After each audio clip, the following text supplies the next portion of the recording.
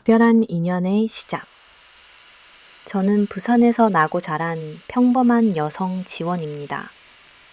제 인생은 늘 파도처럼 크고 작은 시련이 가득했지만 가족과 사람들 사이의 신의와 약속을 중시하며 살아왔습니다.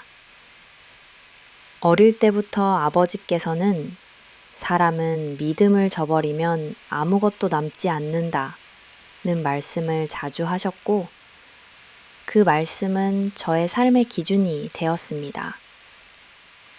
가난했던 어린 시절 부모님은 맞벌이를 하시며 저를 포함한 세 남매를 어렵게 키우셨습니다. 저는 그 속에서 일찍 철이 들었고 항상 감사하는 마음으로 주변을 대하려고 했습니다. 성인이 되어 꿈을 찾아 서울로 올라갔지만 저의 본질은 변하지 않았습니다. 원래 저는 남자에게 크게 기대를 하지 않는 편이었습니다.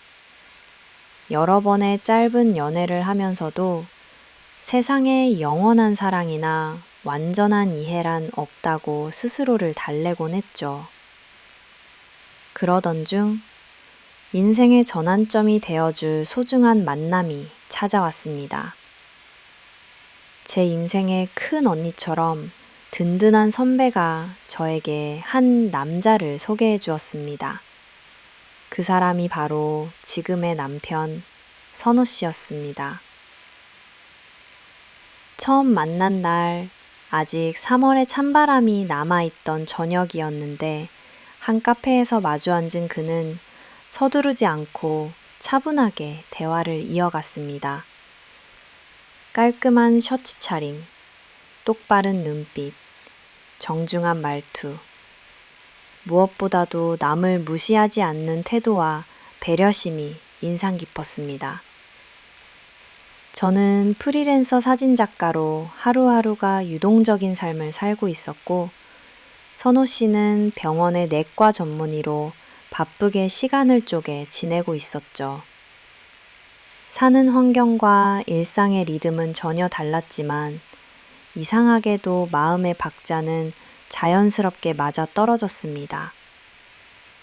그는 부모님과 동생들에게 따뜻하게 대하고 환자들 한 명 한 명에게 진심을 담아 대하는 진중한 사람이었습니다. 몇 차례 더 만남을 이어가면서 저는 점점 그의 삶의 방식, 성품에 빠져들었습니다. 자신보다 남을 먼저 생각하는 모습이 어쩐지 믿음직스러웠고 저에게도 섬세하게 신경 써주는 배려가 느껴졌죠. 작은 선물 하나, 말 한마디에서도 인간적인 따뜻함이 묻어났습니다.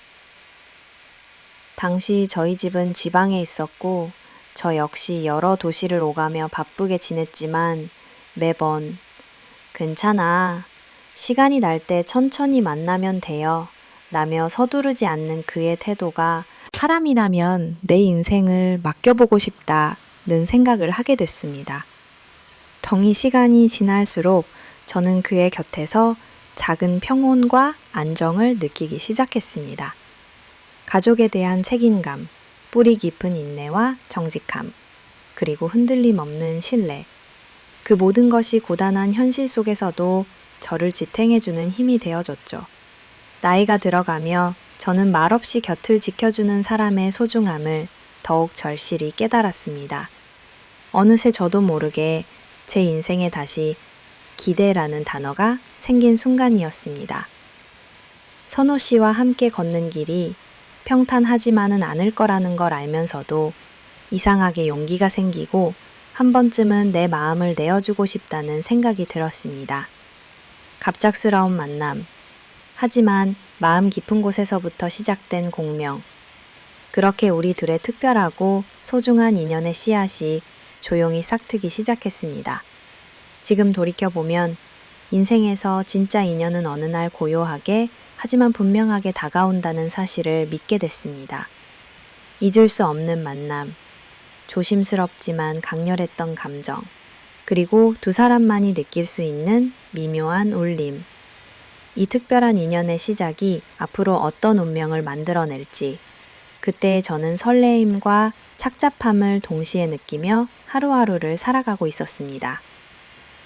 타의 그 달인 결혼 결심과 그 여정, 시간은 생각보다 빨리 흘러갔습니다. 선호 씨와 만난 지 이제 겨우 3달이 안 되었을 무렵, 우리는 서로에 대해 이미 많은 부분을 이해하고 있다고 느꼈습니다. 보통의 연애라면 충분한 시간을 두고 신중하게 바라보았겠지만 우리 둘은 처음부터 이상하리 많지 모든 것이 잘 맞았습니다. 식성부터 하루의 루틴, 가치관, 그리고 미래에 대한 작은 꿈까지도 자연스럽게 겹쳐질 때마다 저도 모르게 혹시 운명 같은 게 존재할까라는 생각이 들었습니다. 그 무렵 선호 씨는 종종 결혼에 대한 생각을 조심스레 꺼냈습니다. 직업 특성상 하루하루가 불규칙하게 바빴던 그는 시간이 지나면 당연히 마음이 변할 수 있다는 불안보다 이 순간에 확신이 있다면 행동으로 보여주는 게 맞다는 신념을 가지고 있었습니다. 오랜만에 주말이 겹친 어느 저녁, 그는 저를 소박한 레스토랑에서 만나 조용히 물었습니다. 지원 씨, 혹시 결혼에 대해 진지하게 생각해 본 적 있어요? 나는 지금 이 마음을 더 미루고 싶지 않아요. 우리 나머지 인생을 같이 걸어가 보면 어떨까요? 처음엔 당황스러웠습니다. 주변 친구들 대부분은 몇 년의 연애 끝에 결혼을 선택했기에 저 또한 더 서로를 알아가야 한다고 믿고 있었습니다. 그러나 선호, 기사는 씨가 말을 마칠 때쯤 저 역시 마음속 깊은 곳에서 흔들리고 있던 결심이 서서히 확고해지고 있다는 것을 느꼈습니다. 나도 모르게 고개를 끄덕이며 답했습니다. 사실 나도 그래요. 왠지 더 기다린다고 해서 답이 달라질 것 같진 않아요. 만약 미래에 후회한다 해도 이 순간의 확신은 내 선택이었음이 받아들일 수 있을 것 같아요.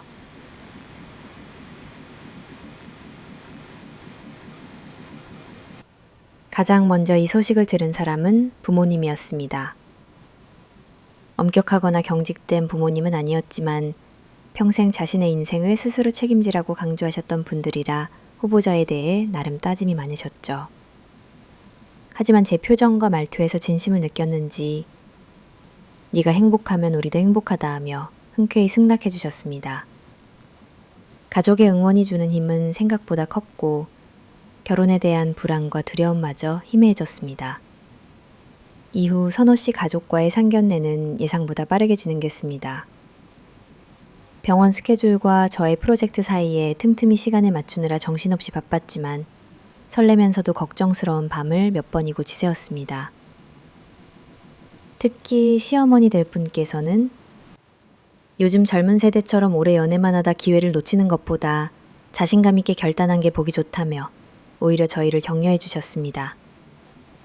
하지만 일각에서는 너무 빠른 결혼 아니냐, 좋을 때만 보고 결정하면 위험하다는 우려의 목소리도 있었습니다. 그때마다 저희 부부는 서로를 믿고 의지하며 두 사람만의 소통 방식을 지켜냈습니다. 결혼식 날짜와 장소, 양가의 가족 문화, 사소한 취향과 갈등, 모든 것이 반년 안에 손살같이 결정됐습니다. 누군가는 우리를 충동적이라고 했지만 결과적으로 이 속도감 덕분에 서로의 진심을 더 자주 확인할 수 있었습니다. 마음 한켠에선 혹시 우리 선택이 틀린 건 아닐까 나는 불안도 없지 않았습니다.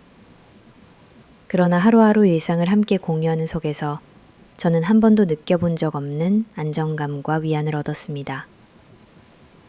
결혼을 기다리는 동안 저희는 서로의 습관을 익히고 사소한 오해도 서로 웃으며 풀었습니다. 직장 동료들과 친구들, 심지어 오랫동안 뵙지 못했던 친척들까지 기쁜 마음으로 축복해 주시니 감사함과 감동이 교차했습니다. 이제와 돌이켜 생각해 보면 어쩌면 중요한 인생의 결정은 오래 고민한다고 해서 반드시 더 옳은 선택이 되는 것은 아니라고 생각합니다. 살아보니 타이밍도 인생에서 아주 중요한 요소더군요. 용기 있게 내린 빠른 결심이 우리 부부에게는 최고의 선택이었음을 시간이 지날수록 더더욱 실감하고 있습니다.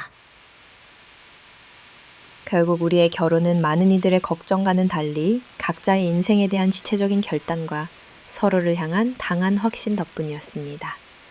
그리고 그 용기 어린 선택은 이후 우리 삶에 계속해서 원동력이 되어주고 있습니다. 겉보기에는 평온했던 신혼의 나날들.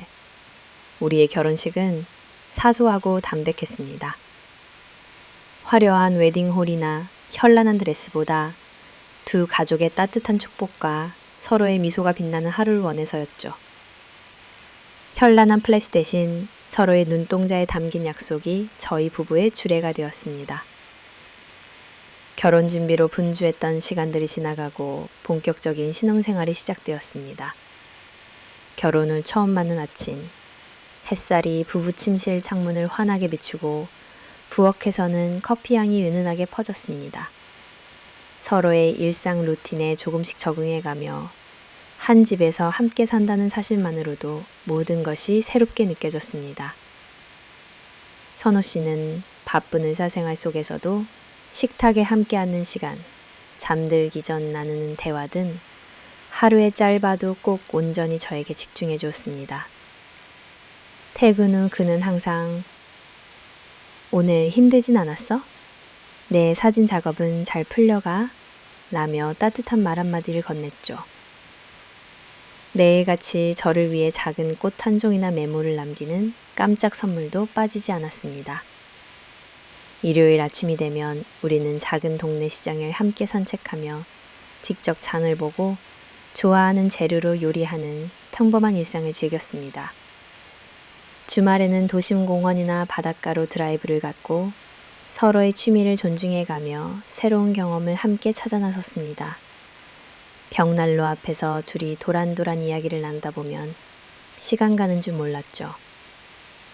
저는 이따금씩 업무에 쫓겨 예민해졌지만 선호 씨는 항상 저에게 위로와 안정을 줬어요. 그의 부드럽고 단단한 품은 힘들 때마다 나의 도피처가 되어줬습니다. 서로에게 의지하며 함께한다는 사실 하나로도 든든했습니다. 시댁에서도 큰 갈등 없이 안정적으로 관계를 맺어갔습니다. 일에 치여 바쁘더라도 기념일이나 가족 행사에는 빠지지 않고 참석하며 성의를 다했고 장인어른과 시어머니는 저희 부부를 마음속으로 신뢰해 주셨습니다. 명절이면 다 같이 모여 전을 부치고 배꼽 빠질 만큼 유쾌한 가족 게임을 하며 웃음꽃이 피었습니다. 이런 평화로운 나날들 속에서 한 가지씩 쌓여가는 추억은 저에게 소중한 보물이었습니다. 어느 겨울 저녁, 눈송이가 하염없이 내리는 밤, 우리는 창가에 나란히 서서 서로의 어깨에 기댄 채 조용히 행복을 음미하기도 했습니다. 밖에서는 세상이 하얗게 바뀌어가는 와중에도 우리 집안은 따뜻한 온기와 웃음이 가득했지요. 가끔 이토록 평범하고 차분한 하루하루가 언제까지나 지속될 수 있을지 내심 불안하기도 했습니다. 하지만 그 순간만큼은 미래의 불확실보다 현재의 안정과 고요에 마음껏 안겨있기로 했습니다. 집안 이곳저곳에 퍼지는 평온한 기운, 익숙한 그의 숨소리, 나지막이 울리는 TV 소리, 그리고 훈훈한 밥 냄새. 이 모든 게 어쩌면 너무나 당연해서 오히려 더욱 소중하게 느껴졌습니다. 주변 친구들이 "신혼은 무척 달콤하겠지? 행복해 보여서 부럽다고 했을 때도 저는 미소로 대답만 했습니다. 진짜 행복이란 늘 특별한 게 아니라 서로를 존중하고 작은 것에도 감사하는 마음에서 비롯된다는 걸 직접 살아보면서 그 누구보다 절실히 느끼고 있었으니까요. 이렇듯 우리의 결혼 생활은 겉으로 보기엔 아무런 그림자도 없는 완벽한 평화 그 자체였습니다. 고단하고 바쁜 일상, 소소한 다툼, 작은 오해도 있었지만 그 모든 게 쉽게 해소되는 줄 알았습니다. 언젠가는 이 평화가 깨질 수도 있겠지만 그땐 또 다시 함께 이겨내면 된다고 그 시절의 나는 진심으로 믿었습니다. 드러난 비밀. 균열의 시작. 신혼의 단란함 속에 시간은 조용히 흘러갔다. 한 지붕 아래서 웃고 떠들며 서로에게 익숙해지는 과정이 거짓말처럼 평화로워 보였다. 하지만 평온함 뒤에 숨어있던 진실은 생각지도 못한 순간에 불쑥 얼굴을 내밀었다. 어느 날 평소와 다름없이 작업실에서 사진 정리를 하고 있는데 오랜 친구 세령에게서 전화가 걸려왔다. 무심코 통화 버튼을 누른 순간 세령의 목소리는 조금 망설이는 듯 했다. 지원아, 혹시 알고 있었어? 예전에 선우 씨랑 사귀던 여자가 있었다는 거. 처음엔 그냥 흔한 과거 얘기일 거라 대수롭지 않게 넘기려 했다. 하지만 친구의 톤이 이상하게 불안했고 주변 동네에서 아직도 그 여자 얘기가 돈다는 말을 전해 듣게 되자 마음속에 작은 불씨처럼 의심이 맴돌기 시작했다. 정말 과거일 뿐일까? 아니면 나만 모르는 무언가가 남아있을까? 며칠간 마음은 조마조마했다. 선호 씨를 바라볼 때마다 묘하게 낯섦이 동시에 들었고 더 이상 숨길 수 없다는 듯 조용히 말했다. 미안해. 예전에 잠깐 만났던 사람이 있었어. 솔직히 너가 더 소중해진 뒤로는 연락 하나 없이 완전히 정리했어.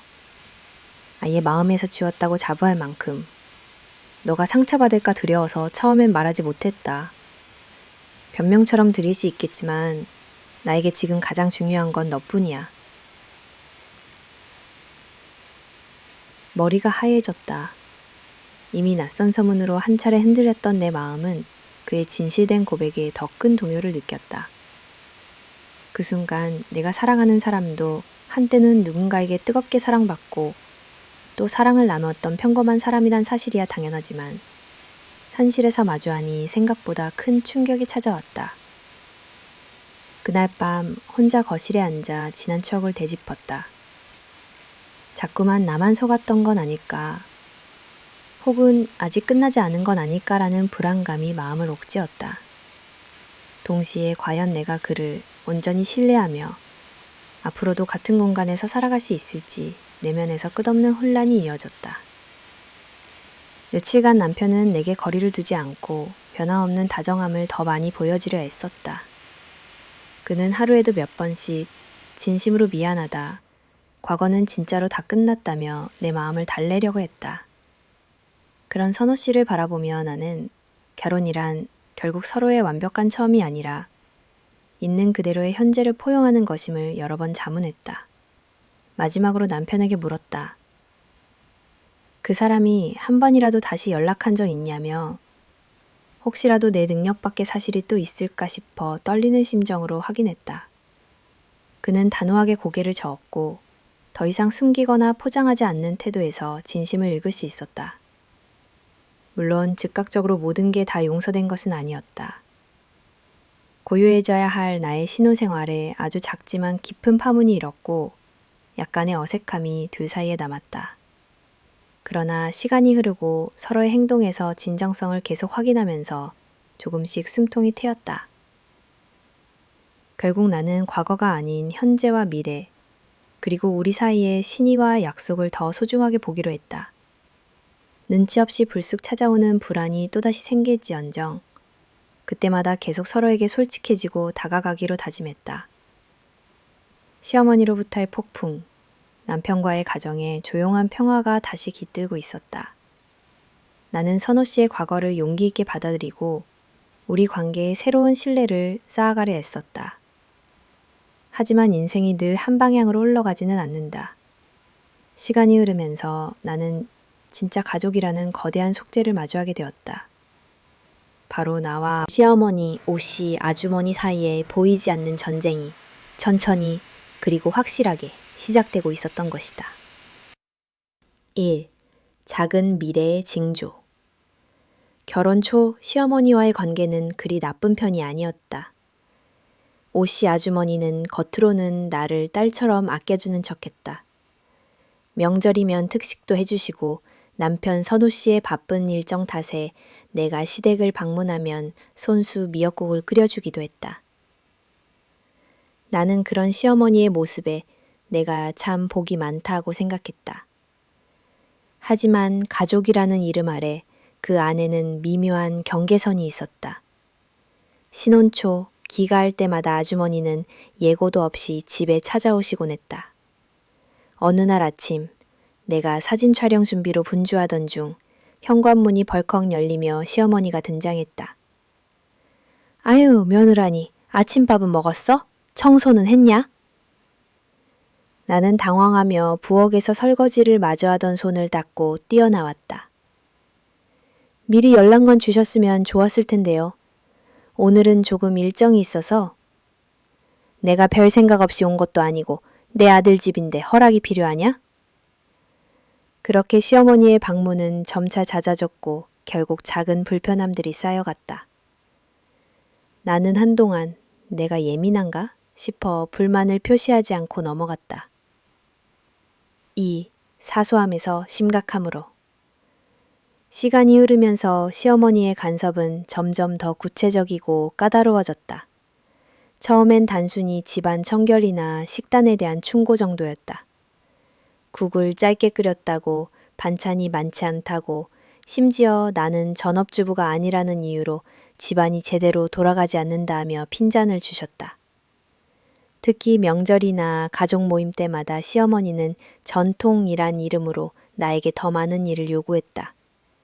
시숙들과 형님이 있음에도 항상 집안일의 80%는 내 몫이 됐다. 가장 힘들었던 것은 내가 맞벌이인 점을 가볍게 생각한다는 것이었다. 밤 늦게까지 촬영, 편집을 하는 일이 일상인데도 오씨 아주머니는 여자는 뭐니 뭐니 해도 집안을 잘 챙겨야 한다며 전통적인 사고방식밖에 모르셨다. 한두 번은 웃으며 넘겼지만 점차 내 자존감이 깎이는 듯한 기분이 들어 참을성이 바닥날 지경에 이르렀다. 3. 경제적 문제의 씨앗. 가족 간 경조사나 명절 용돈, 부모님에 대한 선물 등 금전적 문제에 있어서도 시어머니는 쟁점이 많았다. 어느 해 친정엄마 환갑이 다가왔다.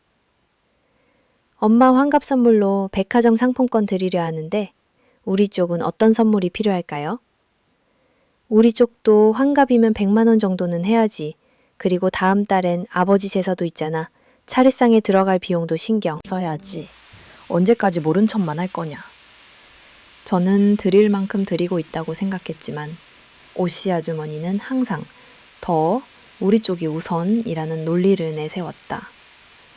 남편이 중간에서 조율해도 크게 달라지는 것은 없었다.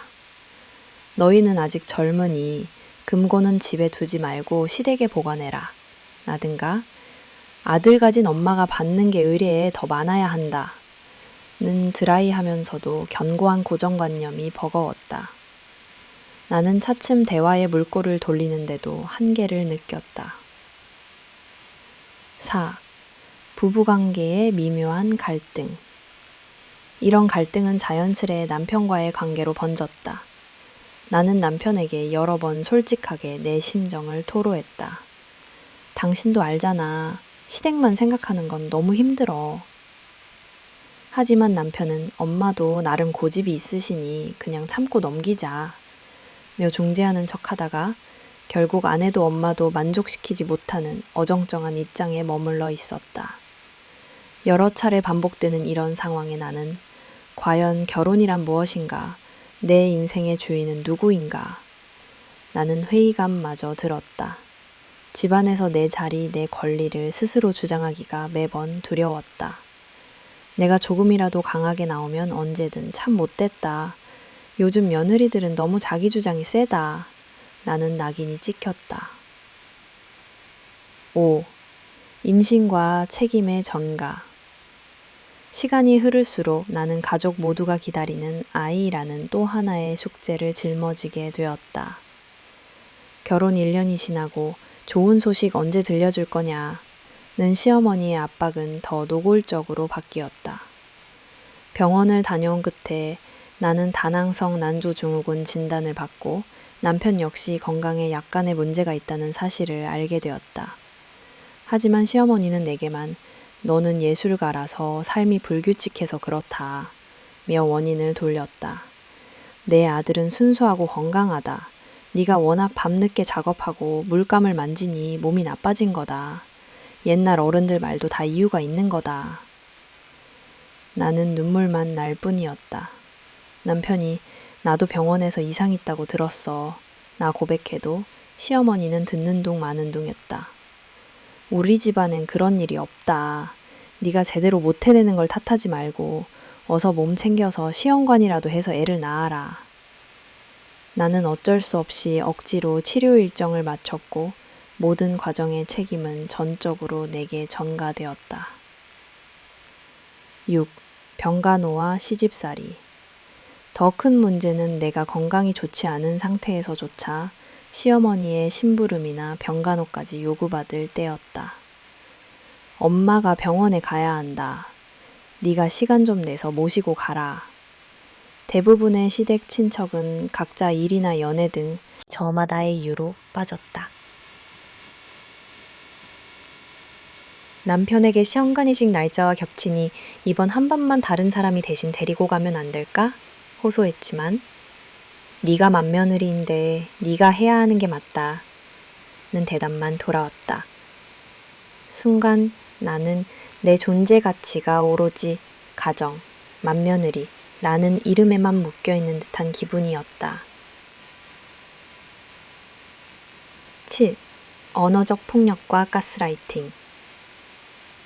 더욱 힘들었던 것은 시어머니가 나를 몰아세울 때 무심히 뱉는 말들이었다. 우리 집안 사람들은 끈끈하게 다 함께 살아왔는데 넌 왜 이렇게 사사건건 따지니? 이 집에 들어온 네가 적응해야지 왜 우리 풍습을 바꾸려고 하니? 네가 아프면 참으면 된다. 옛날 며느리들은 몸살이 나도 일 다 했다. 이런 말 속에서 나는 점점 모래 위에 집을 지은 듯한 무력감과 슬픔을 느꼈다. 나의 노력이, 품었던 희생이, 가정에 녹아들기 위해 애쓴 모든 순간이 너무도 하찮게 느껴졌던 것이다. 더욱이 남편도 시어머니 앞에서는 늘 조용히 입을 다물었다. 8. 친정과의 비교와 굴욕. 명절이나 추석 같을 때 친정집과 시댁의 대우 차이에서도 갈등이 빚어졌다. 네 친정에 뭐가 그리 좋다고 우리 집보다 챙기냐? 너는 친정에 애착이 너무 심하다. 이미 시집와서 네 마음은 이 집에 있어야 한다. 나는 두 가족 모두 소중하다고 변명조차 못했다. 결국 점점 내 세계는 위축되어 갔고 친구들도 점차 만나지 못했다. 소중한 내 취미 사진 작업도 내 자존감도 시어머니와의 갈등 속에 서서히 빛을 잃었다. 9. 점점 더 심해지는 통제. 결정적으로 힘든 시점은 시어머니가 늘 함께 있고 싶다며 집에 장기적으로 머무르기 시작한 때였다. 조용했던 신혼집은 하루가 멀다 하고 시어머니의 지시에 휘둘렸고 나는 말 한마디, 행동 하나까지 눈치를 보며 살아야 했다. 심지어 내 옷차림, 화장법, 집안 꾸미기까지 시어머니의 간섭 아래 있었다. 손님이 오거나 이웃을 만날 때마다 시어머니의 평가는 이어졌다. 저 나이 먹어서도 아직도 이런 옷을 입냐? 등등. 또 나를 집안 대소사에 적극적으로 끌어들여 휴일에도 쉴 새 없이 움직여야만 했다. 식. 부부의 신뢰와 내면의 변화. 이 모든 압박과 피로 속에서 나는 점점 옛날의 나를 잃어갔다. 남편은 내가 딱히 엄마 편을 드는 건 아니지만 그냥 둬라. 감내해야 하는 울타리인가. 한밤의 눈물을 삼키며 나는 점차 강해져야 할 이유를 찾고 있었다. 더는 나를 희생양으로 만들지 않겠다는 결심이 내 안에서 자라났다. 이처럼 시어머니와의 관계는 단지 한 세대 갈등이나 집안일 분배의 문제가 아니었다. 내 삶 전체와 가치관, 그리고 내면의 주체성을 위협하는 깊은 내적 싸움이자 결혼 후 가장 커다란 고비였다. 나는 이 전쟁의 한가운데에서 살아남기 위해, 그리고 내 미래와 꿈, 소중한 사람들을 위해 견아를 다짐하게 되었다. 하지만 그 결단과 용기는 아직도 내게 남겨진 상처와 애증, 그리고 복잡한 감정 속에서 천천히 그리고 단단하게 다져지고 있었다.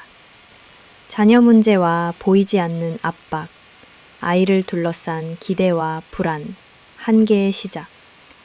결혼 초 누구보다 이상적이고 평화로운 신혼을 보내고 있을 때였다.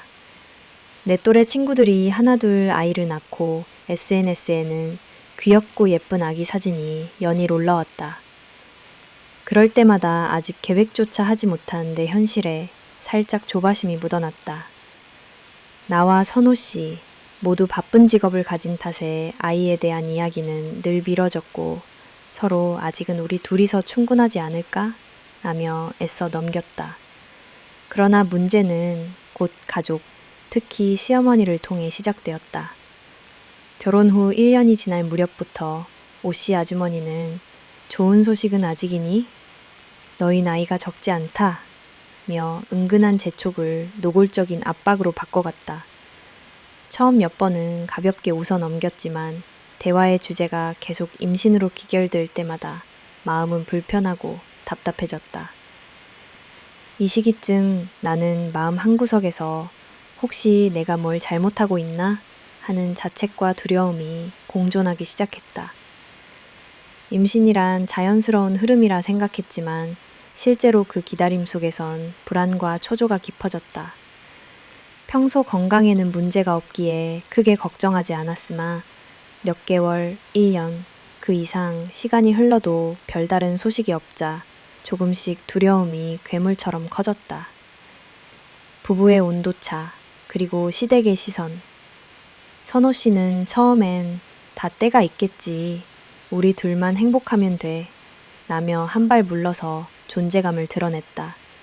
그 말 속에 담긴 믿음은 감사했으나 시간이 지나며 시댁에서 오는 압박이 심해질수록 그의 태도도 점차 조심스러워졌다.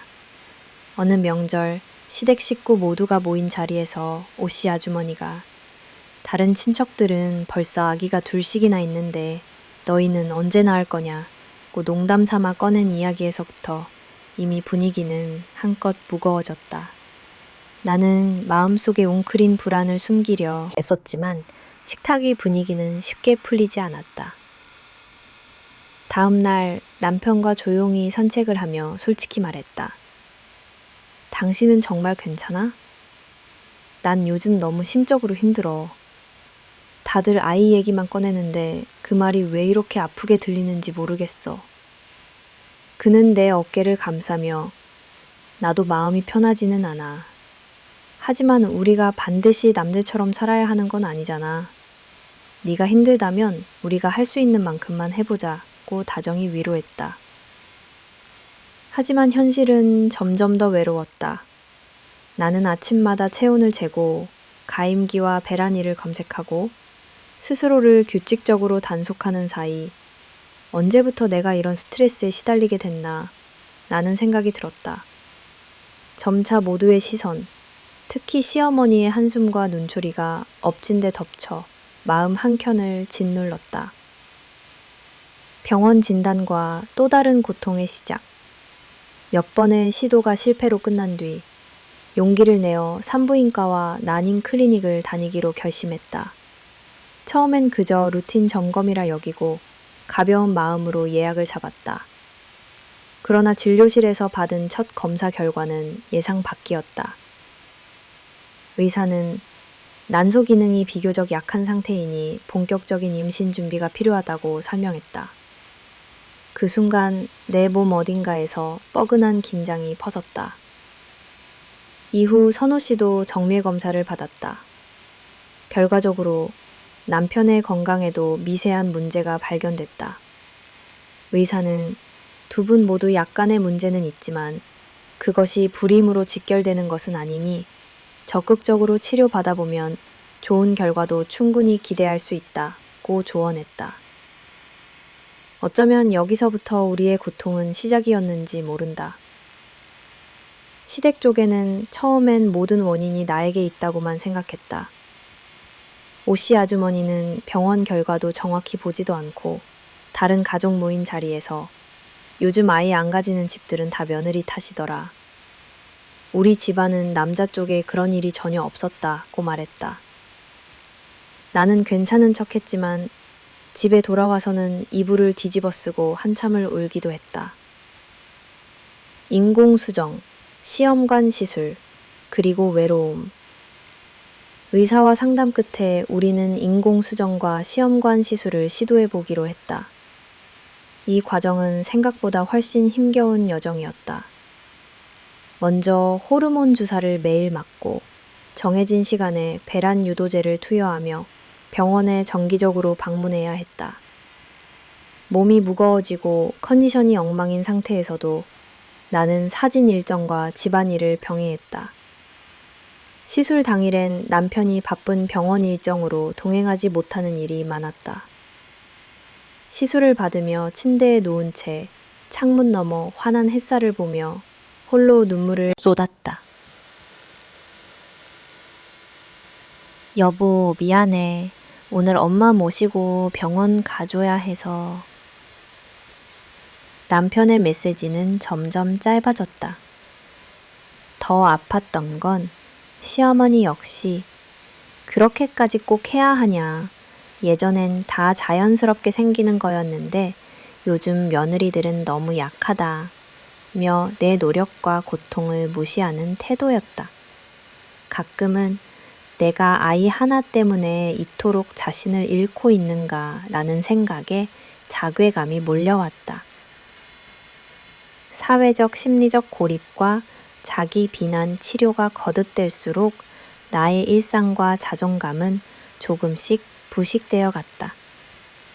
주변 친구나 친척들이 흔히 하는 아이 낳으면 인생이 달라진다. 아이 없는 집은 괜히 쓸쓸해. 라는 말이 칼날처럼 박혔다. 사진일도 점차 줄였고 바깥 모임이나 친정 가족과의 만남도 자연스레 피하게 되었다. 괜히 아이 얘기 또 듣는 게 지긋지긋하다는 생각에 스스로를 고립시켰다. 남편과의 사소한 다툼도 잦아졌다. 당신은 왜 그렇게 담담해? 왜 나 혼자만 이렇게 애타게 신경 쓰는 것 같지? 라는 질문에 남편 역시 지쳐버린 목소리로 나도 힘들어. 하지만 답이 없다면 그냥 받아들여야 하지 않을까? 라고 했다. 이대로 아무것도 이뤄내지 못할까 두려웠고 그 두려움이 밤마다 날 흔들었다. 시어머니의 지속적 압박과 반복되는 상처. 더 고통스러운 것은 이제 시어머니의 직접적이고 반복적인 압박이었다. 네가 밤마다 사진 작업하니 몸이 식은 거지. 예술하는 사람들은 원래 몸이 약해서 그렇다고들 하더라. 네가 애를 갖고 싶지 않은 게 있으면 솔직히 말해라. 이런 말들은 나를 점점 바닥으로 몰고 갔다. 시댁 행사 자리마다 시어머니는 내게 따로 불러 네 건강 상태를 솔직히 시댁 식구에게 말하라고 했다. 또 다른 친척들은 눈치만 살피며 은근히 정상이 아닌 것은 아닌가 미심쩍은 눈길을 보냈다. 심지어 친정엄마의 환갑날 기쁜 마음으로 고른 선물을 건네자 그 돈 아끼고 병원비 더 보태라. 아기부터 먼저 생각하는 게 네 도리 아니냐. 나는 말을 듣고선 한동안 상처에서 헤어나지 못했다. 끝없는 치료와 한계, 절망과 희망 사이 여러 차례 인공수정과 시험관 시술을 반복했다. 주사 자국이 남아 멍든 팔, 묵직하게 늘어진 몸, 무언의 압박과 자학. 힘들면 그만둬도 돼. 진료실에서 의사가 미소를 지으며 임신입니다. 다행히 쌍둥이처럼 보입니다. 라고 말했다. 나는 그 자리에서 그저 벅차게 울었다. 마침내 현실화된 기적처럼 느껴졌다. 임신, 그리고 또 다른 불안. 그러나 임신 소식이 가져다준 기쁨은 오래가지 않았다. 시댁 가족은 겉으론 정말 축하한다 하며 박수를 쳤지만 선우 씨는 갑작스럽게 이제 아이 둘이 생기면 경제적으로 더 힘들지 않을까? 우리 집도 좀 더 도와드려야 할지 고민된다 며 오히려 걱정과 근심을 키웠다. 나는 그제야 초심으로 돌아가 내가 진정으로 바란 가정과 행복이 이토록 불확실하고 외로운 싸움이었던가 라는 자문을 멈출 수 없었다. 엄마가 된다는 책임, 그리고 나만의 선택. 시간이 흐르면서 나는 아이 자체가 목적이나 정답이 아니라 내 삶의 모든 고난과 기쁨, 슬픔과 용기의 원동력이었다는 사실을 다시금 깨달았다. 설령 주변이 뭐라 하든 시어머니의 평가나 사회적 시선에 흔들리든 반드시 지켜야 할 결국은 내 마음과 내 아이들이라는 진실을 견고하게 세웠다. 임신과 출산, 그 이후의 인생 역시 숱한 파도 속에서 온갖 외로움과 고통, 번민 속에 이어진다는 걸. 그러나 나는 다시 한 걸음씩 용기를 내기로 했다. 이렇듯 자녀 문제와 보이지 않는 압박이란 단순히 한 세대의 고민이나 경제적 부담이 아닌 여성의 자아와 존엄, 인간관계, 심리적 내구성까지 모조리 흔드는 아주 깊은 내면의 여정이었다. 끝내 나는 이 모든 아픔을 끌어안고 작지만 단단한 희망을 키우며 진짜 내 길과 가족을 향해 나아가기로 결심했다. 그리고 그 선택은 이후 내 인생의 방향, 내 아이와의 특별한 인연의 씨앗이 되었다. 인공수정 개입과 더욱 깊어지는 고립감, 누구도 말해주지 않은 시험관 아기의 진짜 현실. 처음 병원에서 난임 판정을 받고 의사와 상담할 때만 해도 나는 어느 정도 마음의 각오는 되어 있었다. 주변 사람들의 요즘은 다 쉽게 한다. 걱정하지 마. 현대의학이 얼마나 발달했는데. 나거나 시도하면 얼마든지 가능하다는 말들은 사실 현실과는 한참 거리가 먼 조언이라는 걸 곧 온몸으로 깨달았다. 아무도 이런 아픔을 나눠 가진다는 건 상상조차 할 수 없었다. 정자 채집의 현실, 그리고 남편과의 거리 시술 과정에서 남편이 해야 할 일은 극히 단순했다. 지정된 날짜, 병원에 직접 방문해 채집실에서 정자를 제공하는 일, 그리고 짧은 시간 필요한 동의와 사인. 어떤 때는 스스로 내 몫이 이것뿐이라 미안하다 면서도 그 이상의 배려는 쉽게 넘어갔다. 시술 당일, 나는 이른 새벽부터 금식을 하거나 호르몬 주사의 후유증으로 거의 기운이 다 빠진 채 병원으로 달려가곤 했다. 대기실에는 나처럼 창백한 얼굴의 여성들이 침묵 속에 앉아 있었고 한 사람 한 사람의 어깨에는 말로 다 할 수 없는 무게가 얹혀 있었다. 채취실 문이 열릴 때마다 홍지원 씨 보호자 있으세요? 나는 의료진의 말이 공허하게 울려 퍼졌다. 그럴 때마다 남편은 진료 일정 때문이라며 함께 하기보다 메시지 남겨 바로 전화할게 난 메시지로 대신했다. 혼자 병원 침상에 누워 배란 유도제를 맞으며 수액이 천천히 팔로 들어올 때마다 나는 환기되지 않는 회의감과 서러움, 그리고 점점 더 커져가는 소외감에 휩싸였다. 하루를 버텨내는 며느리, 추궁만 더하는 시댁, 시술의 고통을 견딜수록 나를 향한 시댁의 태도는 오히려 점점 더 냉담해져 갔다. 시어머니는 정말 제대로 준비하는 거 맞느냐? 병원에서는 네가 얼마나 진지하게 노력하는지 확인했느냐? 비싼 돈 들여 하면서도 결과가 없으면 문제 심각한 것 아니냐?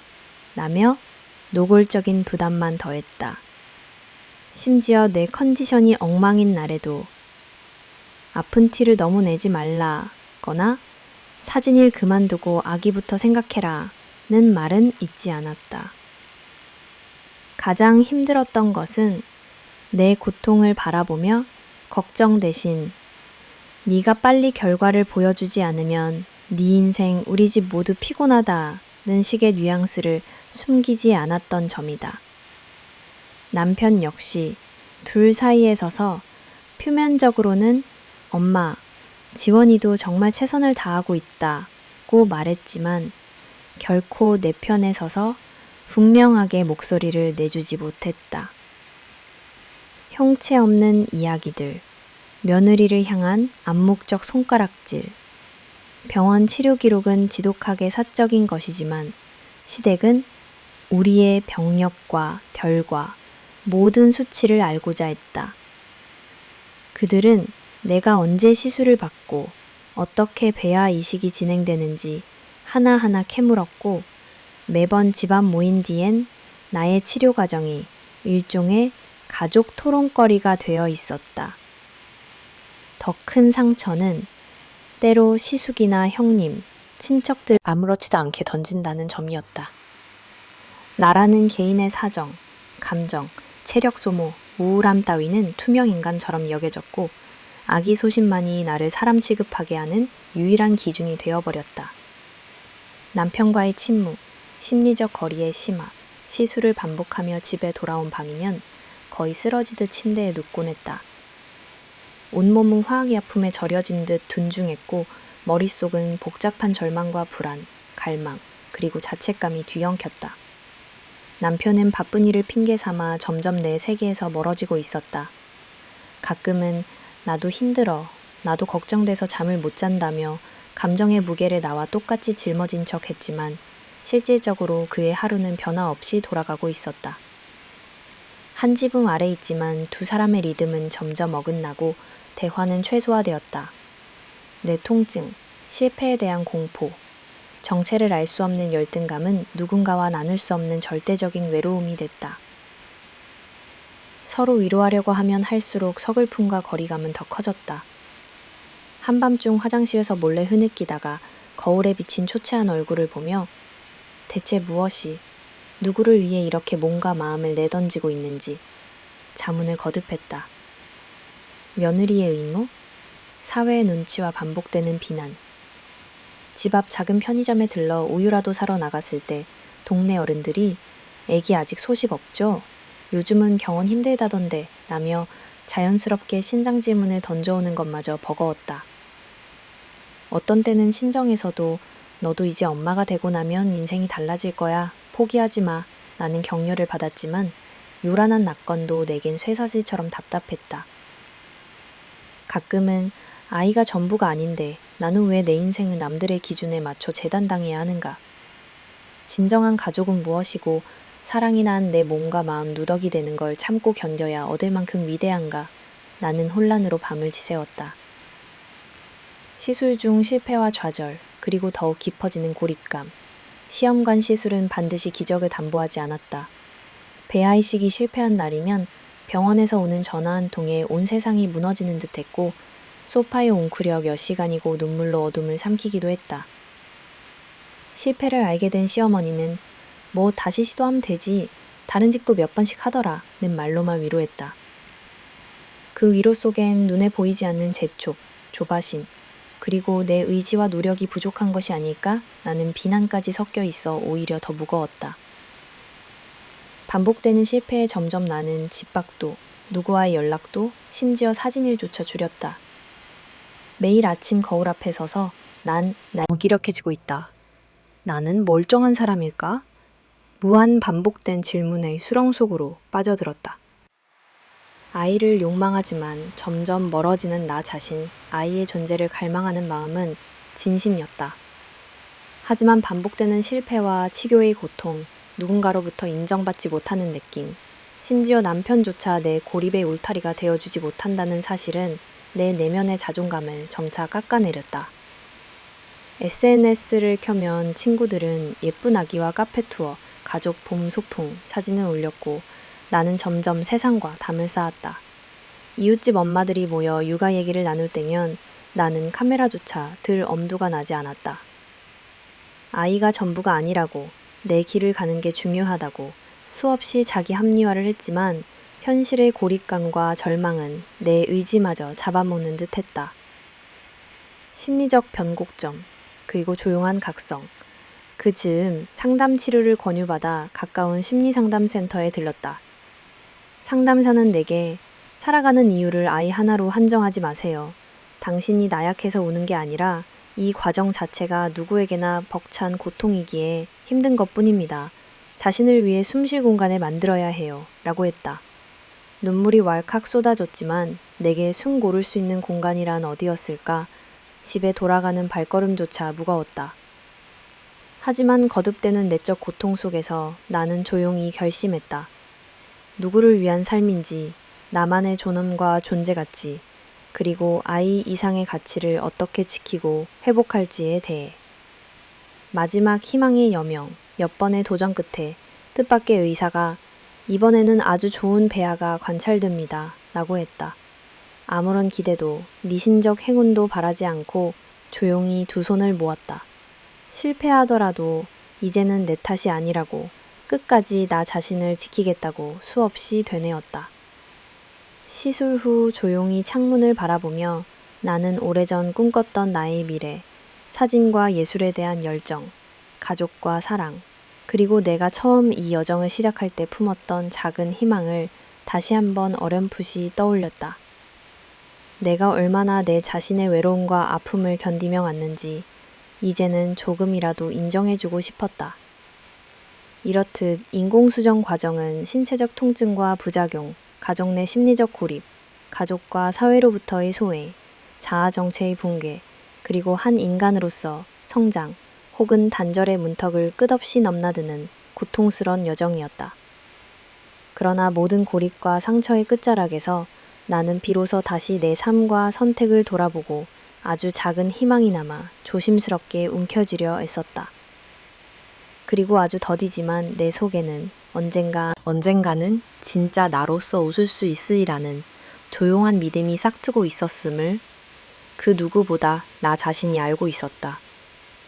업리벅은 왔지만 완전하지 않은 기쁨. 기적이 찾아오던 날, 몇 달, 아니 몇 년에 걸친 눈물 어린 고난의 시간 끝에 처음으로 기적 같은 소식이 내게 다가왔다.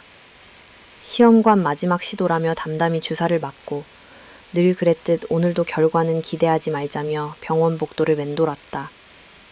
진료실에 들어서자 의사는 환하게 웃으며 말했다. 축하합니다. 임시입니다. 초음파상으로는 쌍둥이로 보입니다. 나는 그 자리에서 눈물을 쏟았다. 그토록 바라던 한 줄기 희망, 더 이상 바랄 수 없으리라 생각했던, 밤마다 기도하며 그렸던 엄마가 된다는 순간이 내게도 온 것이다. 하지만 환희와 함께 밀려온 것은 생각 이상으로 복잡한 감정.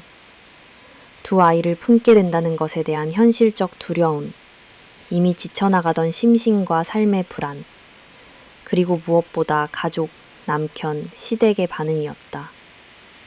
남편의 반응과 기쁨의 균열. 집으로 돌아오는 내내 손은 떨리고 심장은 쿵쾅거렸다. 남편에게 전화를 걸었다. 우리 됐대. 쌍둥이래. 순간 침묵이 흘렀고 남편의 목소리는 놀람과 함께 왠지 낯선 긴장감이 섞여 있었다. 정말? 와, 그런데 둘이나 된다고? 기쁨으로 가득 찬 환호를 예상했지만 남편은 끝내 밝게 웃지 못했다. 오랜만에 마주 앉은 저녁 식탁 위, 그는 현실적으로 고민하기 시작했다. 정말 너무 기쁜데 2명을 한 번에 키운다는 게 내가 요즘 병원 일도 어려운데 우리 생활 괜찮을까? 아빠, 엄마도 모셔야 하고 집도 좁고 앞으로 우리가 감당할 수 있을까? 애들이 태어나면 엄마도 우리 집에서 함께 살던지 도와주셔야 하지 않을까? 나는 이미 체험한 여러 번의 좌절, 억눌렀던 슬픔, 혼자 견디던 병원 생활까지 모든 것이 한꺼번에 떠올랐다. 그리고 남편의 탄식에서 이 임신이 우리 부부에게 기쁨을 안기기보다 또 다른 부담과 의무로 비추어지는 듯한 서글픔이 밀려왔다. 시댁의 복합적인 태도. 며칠 뒤 시댁이 임신을 알렸다. 시어머니는 환하게 웃으며 이게 다 우리 집안의 복이다. 내 손주를 2명이나 한꺼번에 선물 받게 해준 내가 정말 자랑스럽다며 나를 끌어안았다. 하지만 기쁨은 오래가지 않았다. 곧바로 이어진 말은 쌍둥이니까 더 많은 손이 필요하겠다. 곧 우리 집에 와서 몸조리도 하고 일손 부족하니 애들 태어나기 전부터 계획 잘 짜자. 아빠랑 같이 올라가야 하니까 집도 좀 넓힌다든가 해서 벌써부터 손주에 집착하는 태도, 그리고 출산 과정과 육아의 주도권을 시댁이 주려는 뉘앙스가 틈새마다 드리워졌다.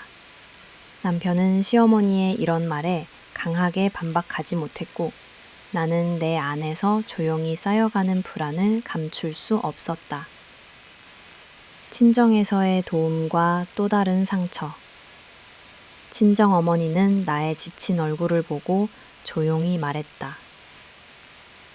아가, 힘든 만큼 네가 잘 견뎌내고 있으니 기적이 온 거야. 걱정하지 말고 애들 키우면서 우리 집에 와 살든 혼자 못 버티겠다 싶으면 뭐든 편하게 말해. 엄마는 손녀를 위해 자신이 가진 작은 아파트를 선뜻 내주었다. 여기서 가까이 있다가 아기들 크면 같이 돌보면 되지. 네가 건강이 최우선이고 애들 잘 키우는 게 제일 중요한 거니까 돈 걱정은 나중에 하자. 이 말을 듣는 순간 나는 이 세상에서 나를 조건 없는 사랑으로 감싸주는 사람이 친정 엄마밖에 없다는 사실에 가슴이 저려왔다. 하지만 남편은 그리고 시댁은 이 친정의 도움을 반갑게 받아들이지 못했다. 부인은 친정만 챙기네? 우리 집도 생각해줘야지. 차라리 이참에 우리 부모님도 그 집에 같이 모시는 게 그게 효도고 가족이지 않겠어? 내가 얻은 공간, 나와 아이들을 위한 최소한의 울타리가 오히려 가족 간 긴장과 새로운 갈등, 시댁과 친정 사이 끊임없는 셈법 구조 속 협상 테이블로 변해가는 순간 내 안의 기쁨은 다시 얼어붙었다. 출산 전 겹치는 현실적 불안, 임신이 확인된 뒤 나의 일상은 전면적으로 바뀌었다. 쌍둥이라는 부담감, 몸의 급격한 변화, 끊임없이 병원을 오가며 초음파, 영양제, 입덧, 식욕 저하, 밤이면 쑤시는 허리와 울컥울컥 치밀어 오르는 불안. 남편은 피곤하다고 가끔은 친구들과 회식이나 당직이 있다며 집에 늦게 들어오기 시작했다. 한편 시어머니는 이럴 때일수록 집안일도 배우고 음식도 건강하게 먹어야 한다. 내가 예전에 어떻게 애를 낳는지 잊었냐? 하며 매일 전화와 방문으로 내 일거수일투족을 확인했다. 도움인지 감시인지 모를 시댁의 태도와 친정에서 오는 조심스러운 격려 사이 나는 날마다 내가 아직 부족한가? 과연 2 아이를 온전히 지켜낼 수 있을까? 혼잣말에 잠을 설쳤다. 출산, 그리고 꺼지지 않는 불안과 육아의 무게, 드디어 쌍둥이들을 품에 안게 된 날, 세상 누구도 대신 체험할 수 없는 밤마다 번갈아 오는 아기. 사람 손만으로는 어쩔 수 없는 고된 육아 전쟁. 친정엄마가 도와주었지만 매번 시댁에서는 이제 손주 낳았으니 시댁 행사도 더 열심히 해야지. 아무리 힘들어도 우리 식구가 먼저다. 아이 키우는 건 누구나 다 해내는 일 아니니 엄살 부리지 말고 신경 써라. 있고 최근을 멈추지 않았다. 남편은 서서히 나와의 대화가 줄었고 경제적 부담, 시댁의 기대, 나의 불만원이 겹쳐 결국 며칠씩 서로 말도 섞지 않는 냉각기가 찾아왔다. 기쁨 뒤에 남겨진 불완전함. 누구보다 바라던 아이, 누구보다 원했던 기적이 현실이 되어도 어째서 내 마음은 허전하기만 한가. 물론 아이가 품에 있을 때의 감동, 그 미소 하나에 녹아내리는 사랑. 나는 그래도 엄마가 되었다. 는 뜨거운 자각이 매 순간 찾아온다. 하지만 내 안에 남은 공허와 상실은 단순한 고생 때문도 육아의 어려움 때문만이 아니었다. 나는 처음부터 완벽한 가정이나 이상적인 행복이 아니라 내 삶의 주체로 서서 사랑을 주고받으려 애썼다. 그러나 고통 끝에 얻은 이 새로운 삶, 기적이 왔음에도 나를 둘러싼 불안, 경제적 정서적 긴장, 배려 없는 가족, 불완전한 관계의 균열, 남편과의 멀어진 거리만이 더 극명하게 다가왔다. 이체적인 행복에 대한 성찰. 하루하루는 전쟁 같았지만 나는 어느 날 문득 생각하게 됐다. 진짜 행복은 무엇이고 기적이란 반드시 내 모든 피로를 보상해 주어야만 하는가? 아이의 웃음, 내 손을 꼭 잡아주는 친정엄마의 손, 혼자 지새운 밤새의 외로움, 그리고 미처 다 치유하지 못한 내 내면의 상처까지 모두가 혼재한 채로 나는 또 하루를 살아내고 있었다. 완전하지 않은 기쁨, 마음 한구석에 남은 쓸쓸함과 상실. 하지만 그 속에서도 다시 내 아이와 나, 엄마로 살고 한 여자로 존재하는 나 자신을 꾸준히 붙잡으며 나는 삶의 의미를 재정립하고 있었다. 그리고 새로운 각오. 완벽하지 않아도 좋다. 기적의 순간조차 내내 두려움과 번민, 사랑과 원망이 섞여 있다 해도 내가 선택한 삶을 온전히 미워하지는 않기로 했다. 언젠가는 아이들이 자라 내가 어떤 시간을 견뎌왔는지 알게 될 때 나는 그저 담담하게 기적은 어느 날 저절로 오는 것도 내가 모두를 만족시키는 것도 아니었다. 그저 내 삶에 최선을 다해주는 하루하루가 모여 완전하지 않지만 아름다운 인생 자체가 되었노라. 이렇게 말해줄 수 있길 소망한다. 이와 같이 환희에 찬 기적 속에서 내 삶의 의미와 가족, 그리고 진정한 행복이란 무엇인지 나를 찾아가고 있었다. 커다란 변곡점, 친정의 헌신과 시댁의 이기심, 예상치 못한 친정의 선물, 그리고 흔들리는 일상. 쌍둥이가 세상에 태어나고 일정 시간이 지났을 무렵 나는 점점 지쳐갔다. 육아 전쟁의 경제적 부담, 남편과의 소통 단절, 시댁의 끊임없는 관여와 기대. 모든 무게가 내 어깨 위에 통째로 얹힌 것처럼 하루하루가 위태로웠다. 육체적인 피로와 더불어 나는 점점 정서적으로 고립되어 갔다. 그러던 어느 날 친정 부모님께서 조용히 한마디를 건네셨다. 네가 고생이 너무 많구나. 우리 힘 닿는 데까지 도와줄게. 그 후 예상치 못한 기적이 내게 도착했다. 오랜 세월 부모님이 힘들게 모은 돈으로 아기들이 자라기에도 충분히 넉넉한 집 한 채, 완전히 내 이름으로 된 쌍둥이와 내가 안심하고 살아갈 수 있는 안전한 울타리가 마련되었다. 처음에는 믿기지 않았고 한없이 고마웠으나 마음 한켠에서는 내가 자식으로서 못다한 효도를 이런 식으로 받기만 하는 걸까 하는 자책도 들었다. 그러나 부모님의 따뜻한 위로와 아이들 잘 키우는 것이 네 몫이자 우리 소원이다. 나는 담담한 말씀은 그간의 내 수치와 눈물, 혼자만의 싸움을 한순간에 녹여주었다. 남편의 변화와 시댁의 불편한 시선, 집이 생긴 이후 변화는 곧바로 감지됐다. 더는 월세 걱정 없이 아이들과 함께 공간의 제약에서 벗어날 수 있게 되었다. 친정엄마는 평일에도 자주 들러 육아와 살림을 도왔다. 나는 처음으로 내 공간, 내 리듬이라는 감각을 조금씩 되찾는 기분이었다. 그러나 남편 선호 씨는 이 변화에 평범한 기쁨이나 감사를 나누기는커녕 오히려 무겁고 복잡한 표정을 자주 지었다. 아무래도 네 친정 쪽의 지원이 커지는 것 같으니 우리 쪽도 생각해야 하지 않을까? 애들 방도 새로 배치해야 할 것 같고 아버지, 어머니 모시고 와서 같이 살아도 되겠지?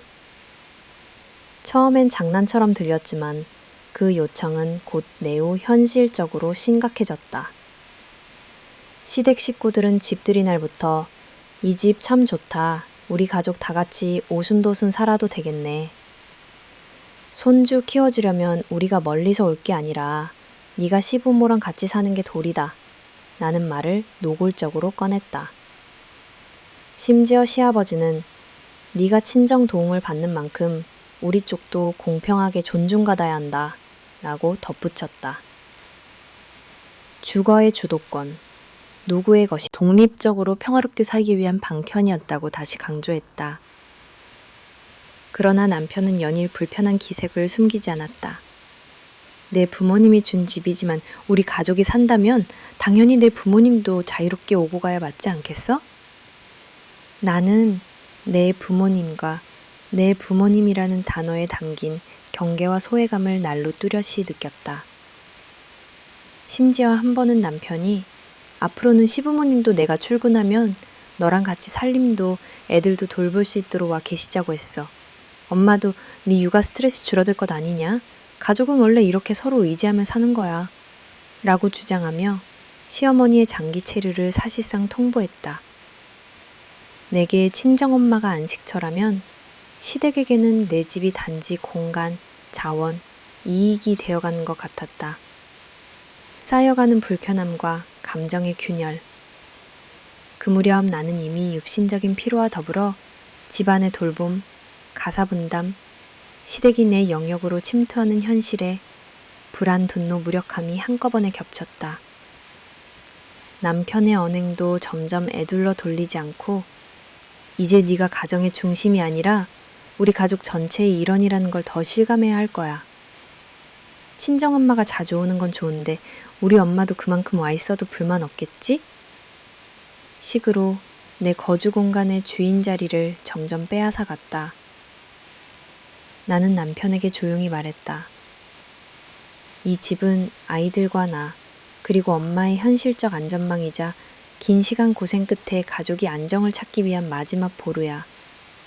지금처럼 시댁에 자유롭게 오래 머무르면 나랑 애들, 나이 든 엄마까지 너무 힘들어질 수 있어. 그러나 남편은 나를 이기적이라고 했다. 네가 친정 식구만 생각하는 동안 나는 나 혼자 소외된 느낌을 받는다.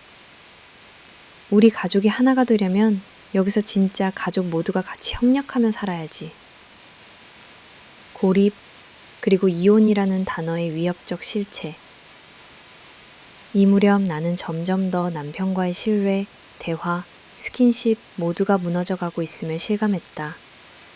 불면이 잦아지고 쌍둥이도 잘 낯을 가리게 됐다.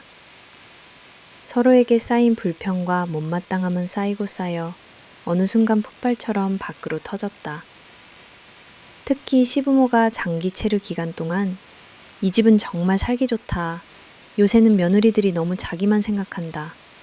등등의 말을 아무렇지 않게 내뱉을 때마다 나는 벽지 한 장조차 내 뜻대로 꾸미지 못하는 손님이 되고 마는 느낌이었다. 남편의 직간접적 요구, 시부모의 진입, 친정과 시댁에 알려 주거 주도권 분쟁은 결국 부부관계의 정서적 위기를 극점까지 몰아누웠다.